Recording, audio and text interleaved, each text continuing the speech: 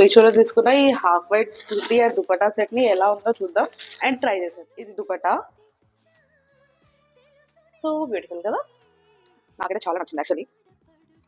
ఇదంతా బార్డర్, మంచి half white border, creamish colour border, and దీనికి ప్యాంట్ రాలేదు, only chunni and top. And ఇది టాప్ కుర్తీ, దీనికి డౌన్ లో ఏం వర్క్ రాలేదు, బట్ ఓన్లీ ఇక్కడ యోక్ పార్ట్ దగ్గర మంచి వర్క్ ఇచ్చారు. దీన్ని స్టైల్ చేస్తుంది.